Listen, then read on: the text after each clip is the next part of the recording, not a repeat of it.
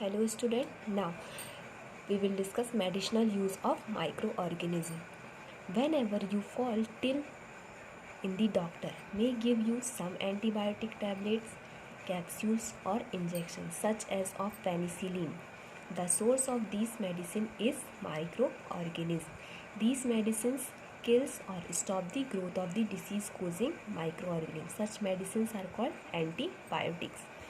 These days, a number of antibiotics are being produced from bacteria and fungi. Streptomycin, tetramycin, and erythromycin are some of the commonly known antibiotics which are made from fungi and bacteria. The antibiotics are manufactured by growing specific microorganisms and are used to cure variety of disease.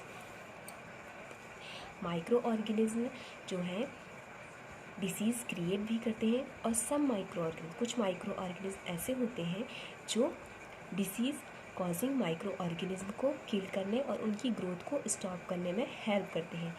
This micro organism are help for made the of the antibiotics. जो antibiotics जिन micro organism की help से जो कुछ medicine तैयार की जाती हैं जिनसे कि माइक्रो ऑर्गेनिज्म जो डिसीज़ कॉजिंग माइक्रो ऑर्गेनिज्म होते हैं उनको किल करके या फिर उनकी ग्रोथ को स्टॉप किया जा सकता है. These type of medicine are called antibiotics. और ये एंटीबायोटिक्स कहाँ से प्रोड्यूस की जाती हैं? Such bacteria and fungi and virus. Bacteria, ठीक है. For example streptomycin, tetramycin and erythromycin are the some of the commonly known antibiotics. ऐसे एंटीबायोटिक्स हैं जो कि फंगाई एंड बैक्टीरिया से फॉर्म किए जाते हैं.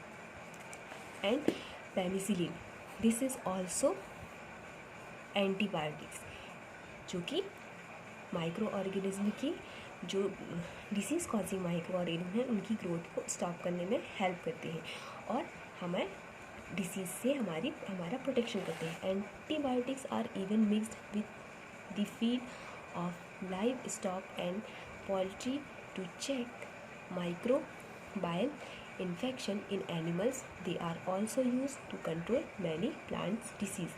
कुछ माइक्रोबायल इन्फेक्शंस जो होते हैं जो एनिमल्स में होते हैं उनमें उनमें जो यूज़ किए जाने वाले एंटीबायोटिक्स हैं they are also use to control many plant disease. ये प्लांट डिसीज़ को भी कंट्रोल करते हैं.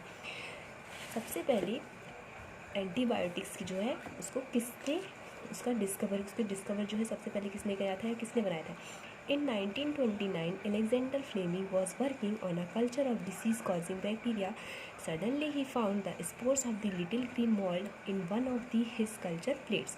He observed that the presence of mold prevented the growth of bacteria. In fact, it also killed many of these bacteria. From these, the mold penicillin was prepared. तो सबसे पहले जो antibiotic prepare किया गया था this antibiotics is penicillin.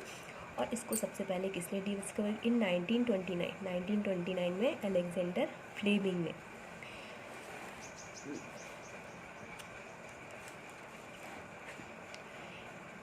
It is important to remember that antibiotics should be taken only on the advice of qualified doctor. Also, you must complete the course prescribed by the doctor. If you take antibiotics when not needed or in wrong doses, it may make the drug less effective when they might need in a future. Also, antibiotics taken unnecessarily may kill the beneficial bacteria in the body. Antibiotics, however, are not effective against cold and flu as these are caused by viruses.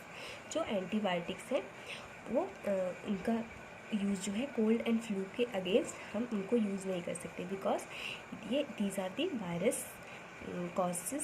Virus के through होने वाली disease है. और antibiotics का use जो है वो prescribe doctor की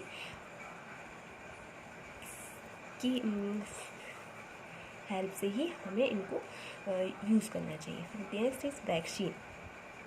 when a disease carrying microbes enter our body, the body produce antibodies to fight the invader.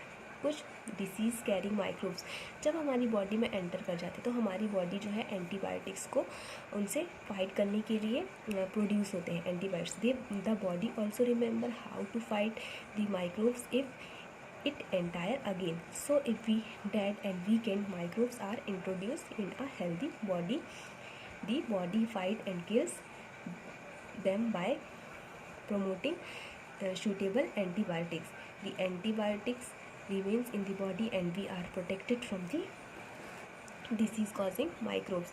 This is how a vaccine works. Several diseases including cholera, tuberculosis, smallpox and hepatitis can be prevented by vaccination. हम vaccine का use जो है क्यों important है, vaccine क्यों किया जाता है।